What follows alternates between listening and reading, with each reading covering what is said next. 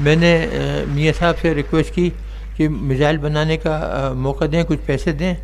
تو انہوں نے گول مول کر دیا، پیسے نہیں دیے۔ جب بے نظیر صاحبہ تھیں تو میں نے پھر ان سے ریکویسٹ کی کہ آپ ہمیں ان سے پہلے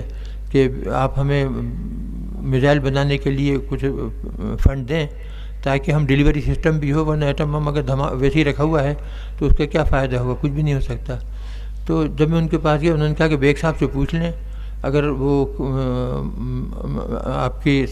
کو سپورٹ کرتے ہیں تو پیسے فوری حاضر ہیں۔ بیگ صاحب اس کے لیے تیار تھے، میں بیگ صاحب سے پہلے بات کر چکا تھا۔ انہوں نے کہا کہ بیگ صاحب نے کہا فوری ان کو فون کر کے جی میں تیار، میری مرضی ہے اور میں اس کو بہت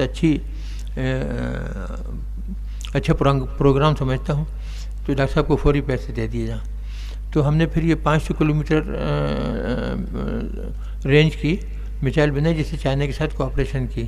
ہم نے کہا کہ شروع میں کم از کم یہ تو ہو جائے گا کہ ان کے دہلی وغیرہ تک ہم مار سکتے ہیں اور ان کو ڈرا سکتے ہیں۔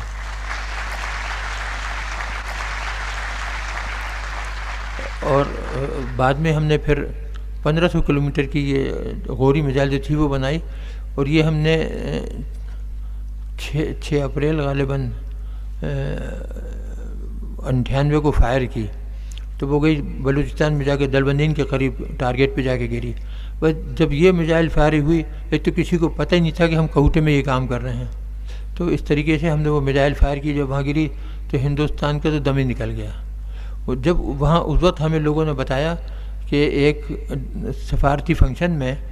وہاں ایک ہندوستان کے ایئر چیف نے بتایا کہ اب تک تو ہم پاکستان پہ بہت بھاری تھے، ہم جب چاہتے ان کو حملہ کر کے تباہ کر دیتے اور ان کا جہاز اڑنے بھی نہیں پاتا اور ہم ان کو وہیں گرا دیتے، لیکن آج جو پاکستان نے یہ موبائل میزائل لانچ کی ہے 1500 کلومیٹر کی، اب وہ ایڈوانٹیج ہمارا ختم ہو گیا۔ تو یہ بات تھی۔